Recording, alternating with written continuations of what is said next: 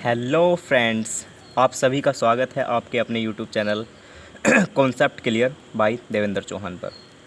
देखिएगा दोस्तों, ये जो सवाल हैं ये एसएससी सीजीएल जैसे एग्ज़ाम में तो बहुत कॉमन है, लेकिन जैसे यूपी पुलिस कांस्टेबल हुआ, एसएससी जीडी हुआ या स्टेट के और एग्ज़ाम हुए, उनमें ये सवाल बहुत अच्छे लेवल के माने जाते हैं।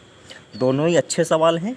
आप ज़रूर करके देखिएगा कि आपने कभी ऐसे सवाल किए हैं या नहीं किए हैं, और कर रहे हैं तो किस तरीके से कर रहे हैं वो भी देखना आपके लिए बहुत महत्वपूर्ण रहेगा। तो देखिए दोस्तों, ऐसे सवाल में करना क्या होता है, जैसे सवाल की लैंग्वेज है कि यदि संख्याओं 12, 28, 21, 45 में से प्रत्येक में x को जोड़ा जाता है तो परिणामी संख्याएं इसी क्रम में समानुपात में हो जाती हैं। ठीक है, तो हमें बताना है x+3 और 4x+1 का मध्य समानुपातिक।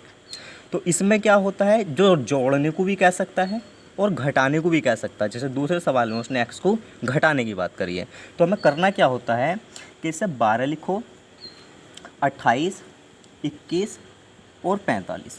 पहली दो पदों में हमें अंतर लेना है। 12 में और 28 में कितने का अंतर है, तो 12 और 28, तो 12 दूनी 24 और 4 28, यानी कि 16 का डिफरेंस है पहले दो पदों में।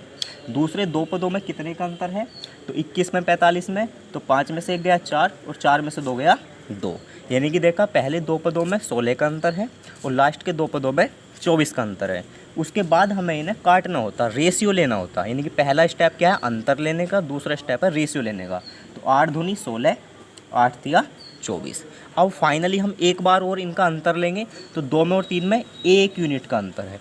ठीक है, अब ये जो 1 यूनिट की वैल्यू आती है यो ही वास्तव में हमारी x की वैल्यू आती है। उसने कहा था ना कि प्रत्येक में x जोड़ा जाता है, तो x का क्या मान है, जो वैल्यू 1 यूनिट की आ गई वो ही आपकी x की वैल्यू है। अब 1 यूनिट की वैल्यू कैसे मिलेगी, 3 की गुणा पहली वाली टर्म में करो और 2 की गुणा तीसरी वाली टर्म में करो, तो 12 तिया 36 और 21 दूनी 42। कितने का अंतर है 36 में और 42 में, तो 6 का अंतर है, 36 और 42। देख लीजिएगा दोस्तों दोबारा, सबसे पहले हमने क्या करा, अंतर लिया 12 और 28 में, 21 45 में अंतर लिया, पहला स्टेप हुआ। दूसरे स्टेप में काटना है, अगर संख्याएं कट रही हैं तो, नहीं कट रही तो कोई बात नहीं। तीसरे स्टेप में फिर अंतर लेना है, और वो जो 1 यूनिट की वैल्यू होगी वो x की वैल्यू होगी। तो 1 यूनिट की वैल्यू x की वैल्यू आ गई। अब हमें क्या बताना है, x+3 4x+1 का मध्य समानुपातिक। तो दोस्तों देखिए कि मध्य समानुपातिक का क्या मतलब होता है, दोनों की गुणा करके वर्गमूल निकालना, यानी कि इन दोनों का अंडर रूट। तो इन दोनों का अंडर रूट कैसे निकलेगा, वैल्यू रखो। x+3 4x+1 है तो डायरेक्टली वैल्यू रख सकते हैं। x की वैल्यू कितनी आ गई 6, बताया था जो 1 यूनिट की वैल्यू है वही वास्तव में x की वैल्यू है, तो 6 रखेंगे यहाँ, तो 6 और 3 9 हो गया हमारा। मल्टीप्लाई यहाँ 6 रखेंगे, 6 चौक 24 और 1 25 हो गया, और इसका जो वर्गमूल निकलेगा वही हमारा आंसर होगा। तो 9 का वर्गमूल 3 आ जाएगा और 25 का वर्गमूल 5 आ जाएगा, तो 5 तिया 15 हमारा फाइनली आंसर आ जाएगा, ऑप्शन नंबर ए। दूसरे सवाल में बिल्कुल सेम लैंग्वेज है, बस इसमें कहा था जोड़ने के लिए और इसमें कहा है x को घटाने के लिए। तो इसमें भी वही स्टेप है, 23, 39, 32, 56। क्या करा था दोस्तों पहले सवाल में, पहले दो पदों का अंतर कितना है, 23 10 33 और 6 39, 16 का डिफरेंस है।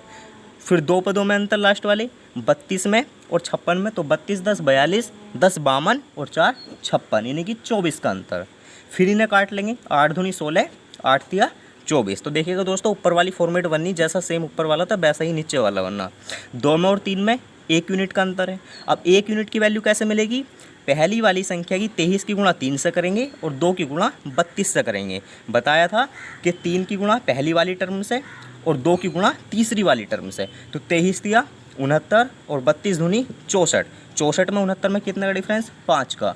तो ये जो 1 यूनिट की वैल्यू आई है 5, यो ही वास्तव में आपकी x की वैल्यू है। अब रख दो, इसमें भी बीच में मध्य अनुपाती बताना है। मध्य अनुपाती का मतलब वही है कि दोनों की गुणा का वर्गमूल। x की वैल्यू 5 रखेंगे दोस्तों, तो 5 और 4 9 हो जाएगा।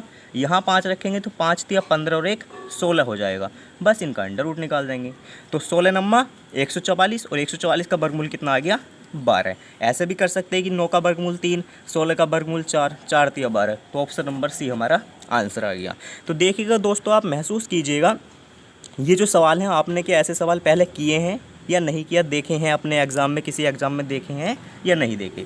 जो SSC CGL CHSL MTS level के हैं उन्होंने तो ज़रूर देखे होंगे, लेकिन छोटे मोटे एग्जाम जैसे एसएससी जीडी वगैरह हैं उनमें ये क्वेश्चन ना के बराबर देखने को मिलते हैं। आएंगे जरूर भविष्य में, बहुत अच्छे सवाल हैं।